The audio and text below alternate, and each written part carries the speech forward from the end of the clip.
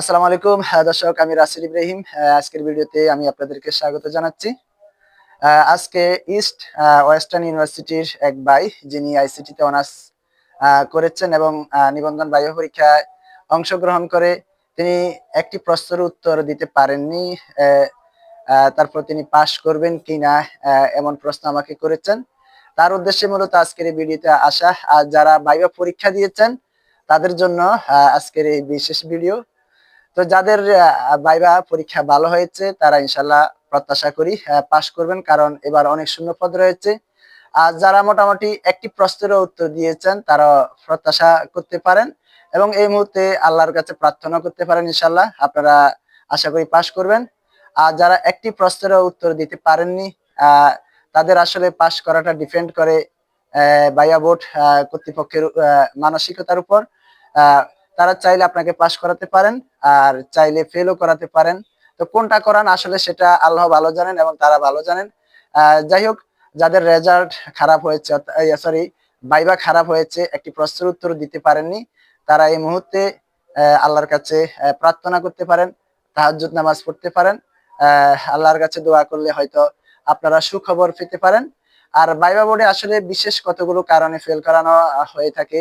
যদি কারো সার্টিফিকেট জাল হয়, ভাইভা বোর্ডে যদি সেটা ধরা খায় তাহলে সে নিশ্চয়ই ফেল করবেন।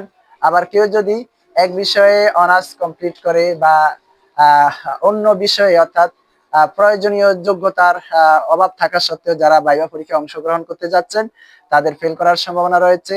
আর যারা ভাইভা বোর্ডে গিয়ে মানে উত্তর না পারা সত্ত্বেও ভুলভাল উত্তর দিয়ে থাকেন তাদেরও ফেল করার সম্ভাবনা আছে।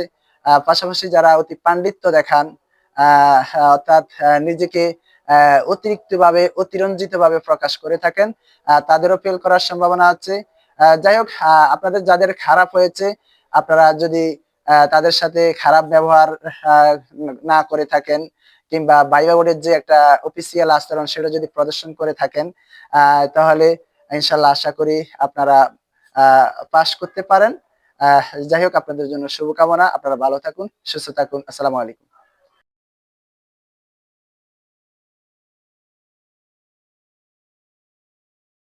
দর্শক, আমি রাসেল ইব্রাহিম।